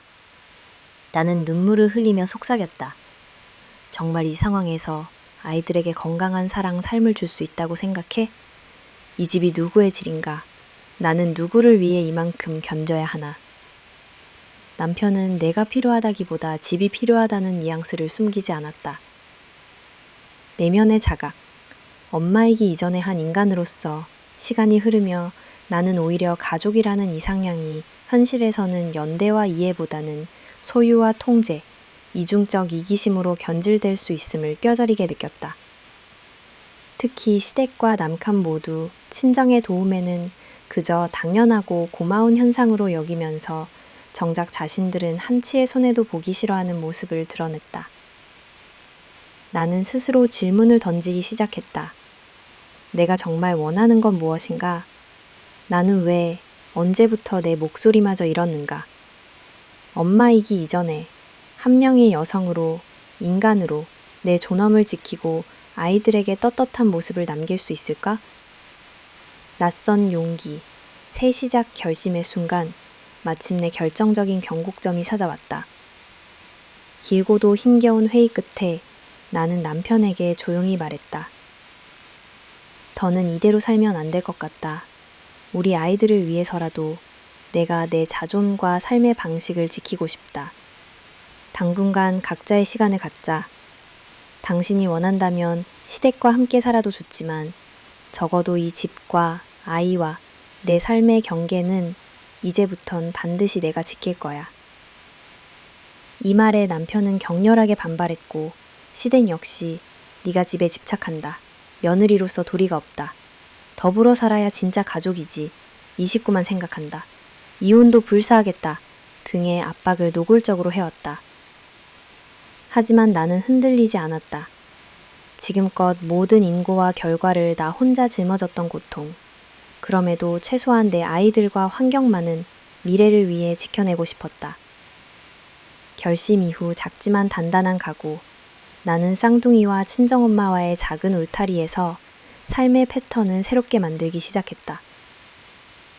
비록 남편은 불만과 오해에서 헤어나지 못했고 시댁은 이제 내가 가족을 해체했다며 더 이상 연락하지 않으려 했지만 나는 나답게 그리고 무엇보다 내 아이들의 엄마로서 부끄럽지 않게 아주 조심스럽지만 당당한 새 길을 향해 다시 나아가기로 했다. 이처럼 친정의 거대한 헌신적 도움과 시댁 남편 측의 이기적 태도, 그리고 그 속에서 한 인간으로서의 나, 그리고 엄마로서의 각성과 단호한 결심이 진짜 인생의 전환점이자 대체 불가능한 내적 성장의 계기가 되어주었다. 결단의 순간과 무섭게 드러난 진실, 돌이킬 수 없는 선택, 그리고 침묵의 서막. 별거가 결정되던 날 나는 한밤중 내내 침대 가장자리에 앉아 있었다. 아이들은 깊은 잠에 빠져 있었고 집 안에는 어둡고 조용한 숨소리만이 감돌았다. 수많은 번민과 자책, 그리고 정말 이게 최선인가? 라는 질문이 끊임없이 머릿속에서 맴돌았다. 그러나 이미 내 마음의 갈피에는 남편과 나, 그리고 시댁 가족과의 오랜 불화와 갈등, 지난 수년간의 오해, 착취, 공허함, 주도권 다툼, 한계까지 몰린 관계의 그녀리 깊게 새겨져 있었다. 나 자신을 위해, 무엇보다 아이들을 위해 이대로는 더 이상 감당할 수 없다. 말없이 부엌 조명을 켜고 그동안 꾹꾹 참고만 있었던 속마음을 종이에 적어나가기 시작했다. 우리 각자의 시간을 갖자. 나는 더 이상 당신과 시댁의 그늘에서 희생자로만 남고 싶지 않다. 내 아이들을 지키고 싶다. 내 자존을 되찾고 싶다. 그 편지는 내가 처음으로 남편 그리고 나 자신에게 던진 정식 한계선 선언이었다. 남편과 시댁의 초조한 반응, 내가 별거와 사실상 이별의 뜻을 표명하자 남편과 시댁에서는 예상외로 격렬한 저항이 시작됐다. 남편은 처음엔 설득과 회유를 오가며 조금만 더 참고 당신만 마음을 열어주면 모든 문제가 풀릴 수도 있지 않겠냐고 매달렸다. 시어머니 역시 가족 전체 카톡방에 요즘 젊은 사람들은 책임감도 없고 참고 살 줄도 모른다. 얼마나 더 많은 걸 가져야 만족할 건가? 라는 식의 메시지를 계속 보냈다. 하지만 나의 단호한 태도와 더 이상 후퇴할 수 없다는 결연한 표정에 남편과 시댁 모두 점차 초조함을 감추지 못했다. 그들이 보여주는 불안의 진짜 원인은 나라는 존재에 대한 걱정이나 사랑이 아니라 집과 아이, 물질적 테두리, 그리고 밖에서 지켜보는 사람들의 시선에 있었다. 협의가 아닌 전쟁, 법정으로 번지는 분쟁. 이후 남편은 결국 이혼을 거부하면서 양육권, 주거, 재산 분할에 대해 자신이 불리하다고 판단되는 사안은 모두 끝까지 번복하려는 태도를 보였다. 시댁은 내게 변호사를 대동해 이 집은 친정의 도움으로만 산 게 아니므로 우리 가족의 기여도 있다. 쌍둥이 중 최소 한 명은 반드시 우리 쪽에서 돌봐야 한다. 집에 쓴 각종 물품 구입비, 명절 선물비 등도 전부 챙겨가야 한다. 등 갖은 억측과 요구를 노골적으로 쏟아냈다. 집안, 친정, 사회적으로 쉽지 않을 텐데 나는 고정관념, 어린 시선을 하나하나 혼자 다 감당해야 했다. 무서운 진실, 드디어 드러나다. 내가 정신적으로 몹시 약해진 어느 날 친구 한 명이 뜻밖의 연락을 해왔다. 혹시 알고 있었어? 네 남편 최근에도 예전 여자친구랑 계속 연락했었다는 소문 들렸어. 심지어 몇 달 전엔 SNS에서 친밀하게 지낸 흔적도 있다더라. 순간 내 등골이 오싹해졌다. 기억을 더듬었을 때 남편이 이유 없이 출장이나 당직을 핑계로 밤샘하고 이상하게 감정이 파도처럼 널뛰던 시절이 떠올랐다. 나는 조심스럽게 증거를 모으기 시작했다. 은행 내역, 메신저 기록, 남편의 동료에게 은근슬쩍 물어보기도 했다. 결국 충격적이게도 남편은 내가 임신과 육아, 며느리로서 모든 고통을 감내할 때 한 번도 진심으로 내 곁에서 성실히 싸워주지 않았고, 특히 별거 직전 마지막 반년 동안 구여친과 끊임없이 연락을 주고받으며 심지어 여러 번 단둘이 식사와 만남을 이어가고 있었다. 나는 그때서야 왜 그가 아이와 나에 대한 공감, 애정이 점점 식어갔는지, 왜 내 고립감을 방치하고 내 편을 들어주지는 않았는지, 그 이면의 진실을 똑똑히 확인할 수 있었다. 엄마로서, 그리고 한 인간으로서의 마지막 치욕. 법정 다툼 과정에서 남편과 시댁은 친정 부모님이 준 집을 몰래 빼앗으려고 가짜 계약서와 위조된 각종 생활비 영수증을 꾸몄다. 어느 날 남편은 아이 둘은 양육이 벅차다. 적어도 한 명은 내 쪽에서 직접 키우겠다며 양육권 소송을 냈다. 나는 밤새 이불을 움켜쥐고 흐느꼈다. 내가 인생에서 이렇게까지 누군가에게 외면당하고 또 엄마, 여성, 한 명의 사람으로서 철저히 내려앉는 느낌을 받았던 적이 있었을까?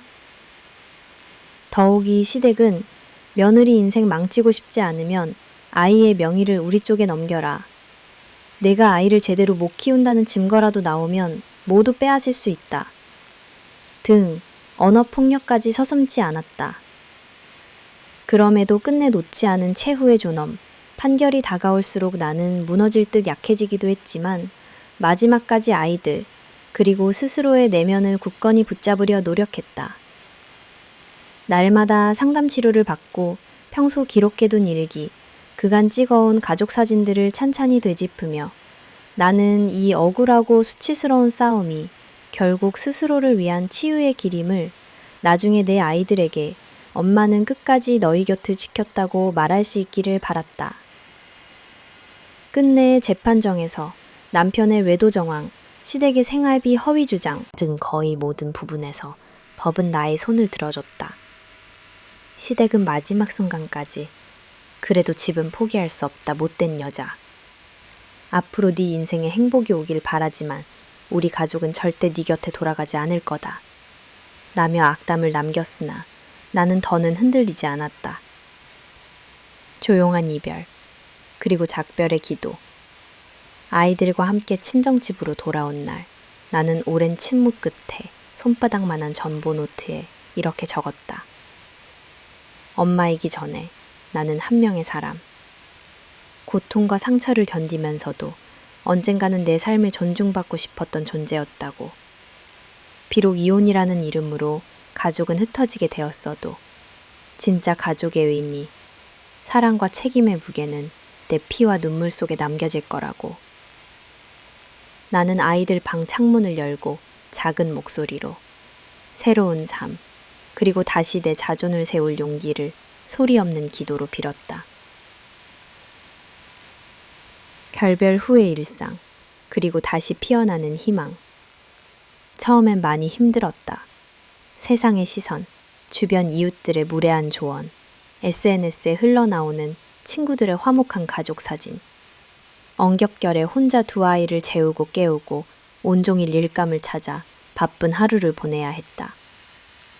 시댁 쪽에서의 협박과 악의적인 소문, 남편의 마지못해 보내오는 양육비조차 때로는 내 존재의 초라함만 더 자극하기도 했다. 그러나 시간이 흐르면서 나는 서서히 아이들이 나를 믿고 내가 내 삶과 존엄을 단 한 차례라도 무너지지 않고 지켰다는 그 사실 자체에 새로운 용기를 얻게 되었다. 친정 부모님은 넌 이미 충분히 잘 버텼다. 그저 너와 아이가 건강하게 웃을 수 있으면 그걸로 됐다. 며 내 손을 잡아주었다. 마침내 나를 위한, 그리고 아이들을 위한.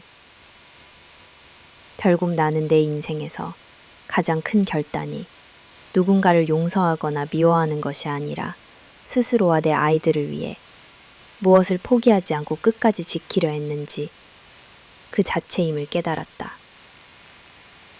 지난 모든 상처, 치욕과 분노, 폭로와 배신, 다시는 반복하고 싶지 않을 진흙탕 싸움 속에서조차 나는 작은 희망의 씨앗을 품고 있었다.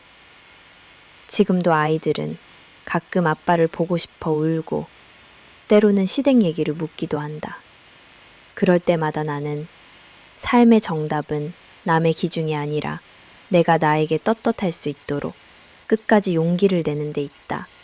는 이야기를 들려주며 아이들과 함께 한 뼘씩 앞으로 나아가고 있다. 새롭게 시작하는 힘찬 출발, 깊은 밤의 결의, 새로운 아침의 눈빛. 이별이라는 거대한 태풍이 잠잠해지고 모든 게 끝나버린 듯한 침묵이 나를 삼키던 밤, 나는 주변을 살폈다. 아이들은 곤히 잠들어 있었고 텅 빈 지방 어딘가에는 묵직한 외로움과 불안이 미세먼지처럼 내려앉아 있었다. 그러나 그 정신적 황무지 속에서 이상하리만치 단단한 각성과 고요한 결심이 싹 텄다. 그래, 멈추지 않겠다. 이제는 내가 나를 구해야 한다. 스스로 내뱉은 이 짧은 문장들이 반향을 일으키고 분노와 슬픔, 회한과 자책의 잔해 틈에서 조그맣지만 만질 수 있는 용기 하나가 생겨났다.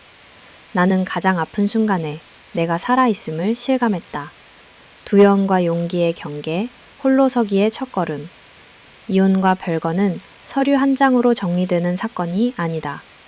그 후의 나날들은 매 순간 커다란 진공관처럼 무언가를 빨아들이는 혼란과 불안의 연속이었다. 오늘부터 정말 혼자다. 제시. 아침 햇살이 커튼을 타고 들어올 때 느꼈던 허전함. 누군가와 통화하다 말끝이 흐려지고 SNS에 가족 단위 사진들이 올라올 때마다 묘하게 밀려드는 소외감이 뼈를 저렸다.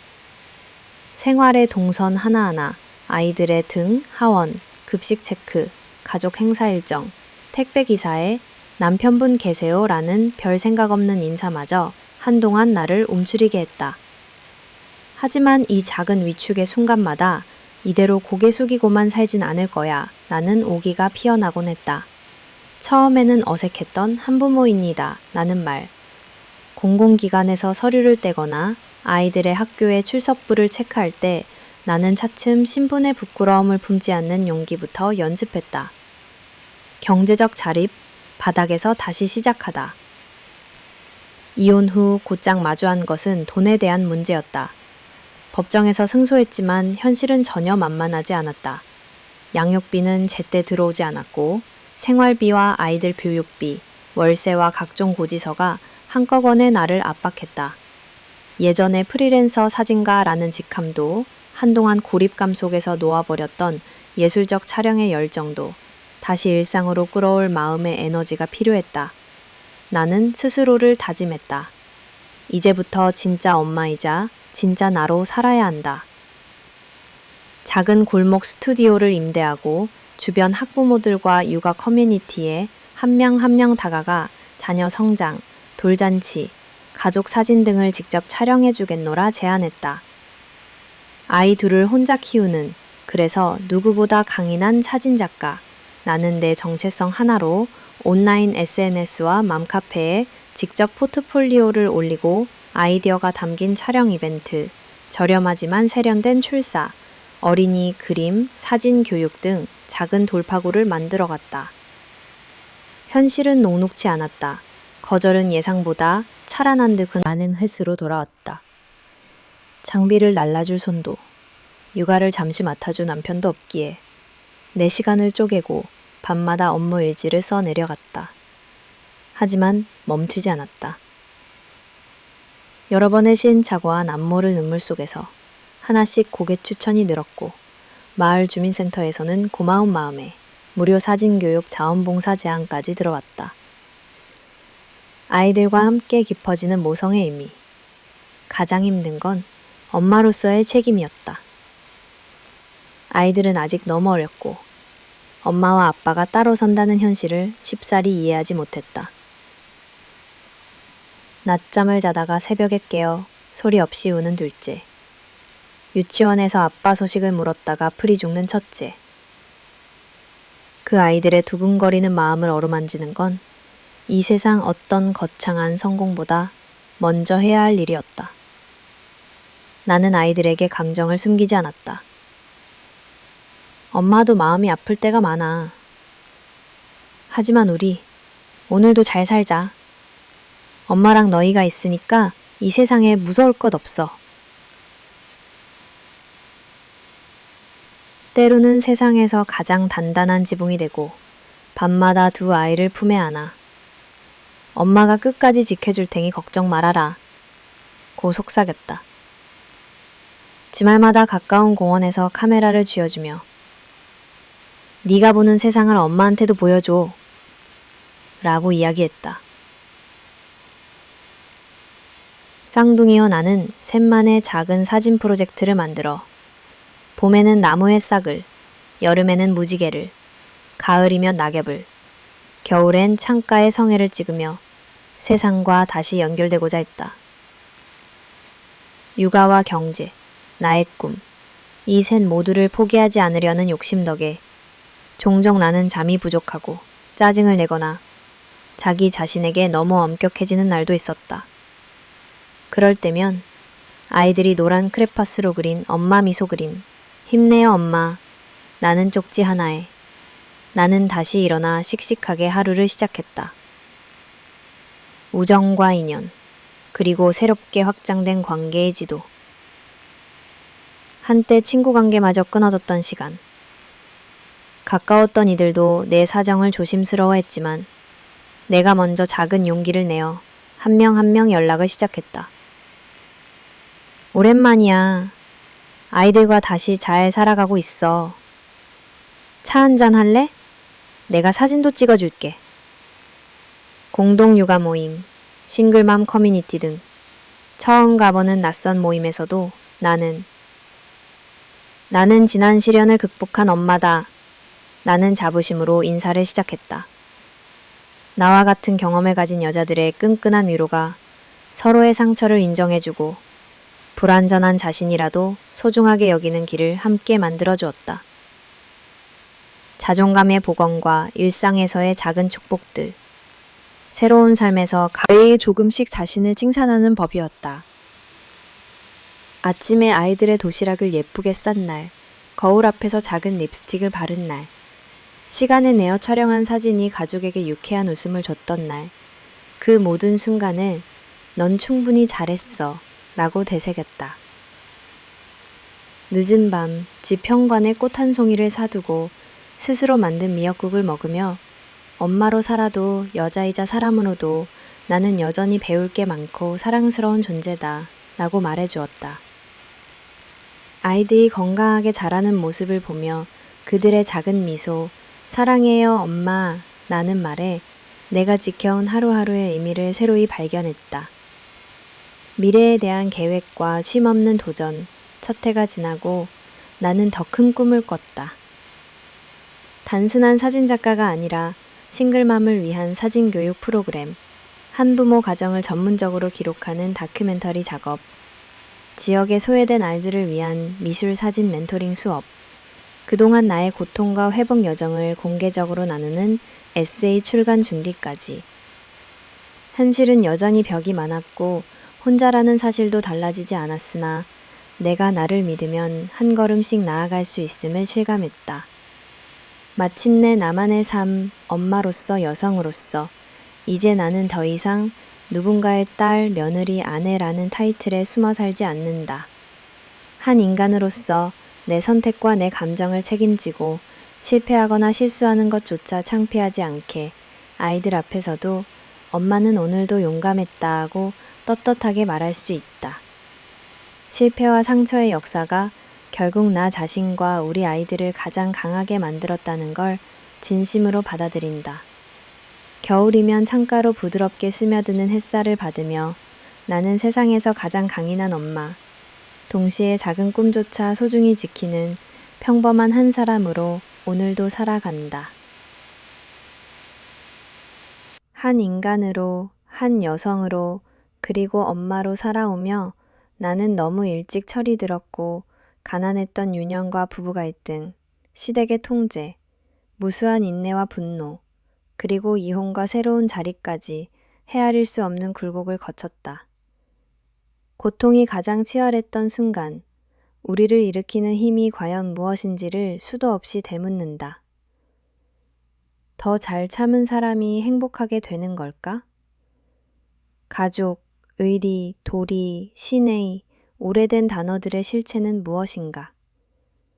나는 내 자신의 삶과 내 아이들의 길, 그리고 누군가 읽을지도 모를 미래 세대를 위해 조심스레 경험과 깨달음, 이른바 인생의 윤리적 교훈을 정리한다. 가장 가까운 곳에서부터 시작된 믿음. 나는 어린 시절부터 사람은 믿음을 저버리면 아무것도 남지 않는다는 아버지의 말씀을 귀에 못이 박히도록 들으며 자랐다. 가난이 창피한 것이 아니라 마음을 배신하는 것이 창피하다는 것. 작은 약속이 무시되면 관계 전체가 쉽게 깨어진다는 것. 그 단단한 규칙이 내 인생의 뼈대를 세웠다. 가정이 깨지고 상황이 절망에 다다를수록 나는 오히려 사람 사이 신뢰의 본질로 되돌아간다. 시련 속에 친정엄마의 헌신, 고비마다 손을 내민 친구 한 명, 낯선 상담사조차 내 이야기를 경청해준 경험, 그 모든 순간이 도리와 신의의 결정적 증거였다. 반대로 남편과 시댁에서 겪은 비열함, 내 편은 없다는 노골적인 배제, 가면 뒤 위선을 마주한 일도 있었다. 이 역시 도리와 신의, 인간적 윤리라는 것이 주어진 역할이나 명분이 아니라 작은 이해와 다정한 선택에서 비롯된다는 사실을 날카롭게 일깨웠다. 한국 사회에서 도리와 신의 무게, 한국의 가족 문화, 유교적 전통에서 내려온 효도, 가족 우선이라는 강박, 좋은 며느리, 좋은 엄마, 나는 이상에 매여 많은 여성과 아이들이 괜한 죄의식과 희생을 강요받는다. 나는 그 관성이 때로는 폭력일 수 있음을 절실히 경험했다. 가족이니까 참아라. 남편 시댁이니 내가 맞춰라. 어른 말씀은 무조건 따라야 한다. 이런 말들은 모두 불편한 진실을 덮는 포장지였다. 진짜 도리란 희생만 강요하는 일방의 윤리가 아니라 관계 안에서 서로를 사람답게 존중하는 공간임을 나는 내 땀과 눈물, 아이들과의 밤샘 대화로 배웠다. 친정의 도움과 시댁의 이기심이 극명하게 대비될 때 나는 진짜 가족은 피가 아니라 마음임을 실감했다. 협박, 잔소리, 통제가 아니라 누구보다 내 편이 되어주는 자의 의지가 결국 가족과 인생의 신의를 만드는 결정적 인자였다. 믿음과 신의의 힘, 작은 순간에서 자라는 삶의 윤리. 내가 어려움에 처했을 때 최후의 버팀목이 되어준 건 화려한 명분도 제도도 아니었다. 매일 저녁, 엄마 힘들지? 작은 손으로 어깨를 안아주던 아이. 무료급식 봉사를 조용히 이어가는 동네 아주머니. 내가 지쳐올 때 괜찮다. 내가 살아있는 것만으로도 충분하다. 속삭여준 친정엄마의 한마디. 이 모든 작은 기적들이 자존, 존엄, 신의, 내 인생을 지켜준 돌이었다. 신이란 거창한 약속, 진짜 윤리임을 배웠다. 내 아이에게 남기고픈 삶의 교훈. 내 아이들은 언젠가는 이 세상에 수많은 선택지를 두고 서게 될 것이다. 나는 그 아이들에게 항상 말해주고 싶다. 세상엔 불의와 불공정, 가식과 탐욕이 판치는 순간이 많겠지만 결국 마지막엔 손 내밀어주는 사람이 진짜 가족이자 벗이다. 절대 자신을 함부로 버리거나 타인의 가치관에 삶을 온전히 맡기지는 말아라. 도리와 신의는 때로는 너를 외롭게 만들고 손해를 보는 길처럼 보일 수도 있다. 그러나 그 헌신에서 솟아나는 자존감이 진짜 넉넉한 자산이 됨을 엄마는 살아오며 깨달았다. 감사와 용기, 작은 희망, 그리고 사람끼리의 약속. 이 평범한 것들이 결국은 너를 지탱할 거야. 존재 가치의 재정립. 내 삶을 스스로 세운다는 것. 많은 날들 나는 희생과 주체성 사이에서 흔들렸다. 하지만 이제는 안다. 진짜 인생의 도리는 내가 나를 어떻게 대하는가, 내 인생을 어디까지 긍정하고 품을 것인가에서 시작한다는 것을. 가족건, 사회건 자신의 뜻과 존엄을 인정해주지 않는 관계라면 과감히 거리를 두는 것도 스스로와 아이들을 위한 올곧은 도리다. 누군가에게 용서를 구하고 스스로 약하다고 자책하는 대신 나는 오늘도 최선을 다했고 내 행복을 위해 노력했다. 고 다짐하는 것이 윤리와 신의의 궁극적인 출발점임을 경험으로 배웠다. 일상 속에서 만나는 작고 숨은 도리들. 내가 만난 많은 평범한 사람들은 세상의 기대와 현실의 괴리에서 조금씩 틈새를 만들어가며 살아간다. 이웃의 저녁상에 반찬 한 그릇을 올리고 눈 내린 날 집 앞 골목을 함께 쓸고 아픈 친구의 아이를 대신 돌보며 서로의 아픔을 나누는 그 조용한 배려들. 때로는 말 한마디 없이 눈빛 하나로도 신뢰가 쌓이고 짧은 손길이 곧 믿음과 도리로 이어진다.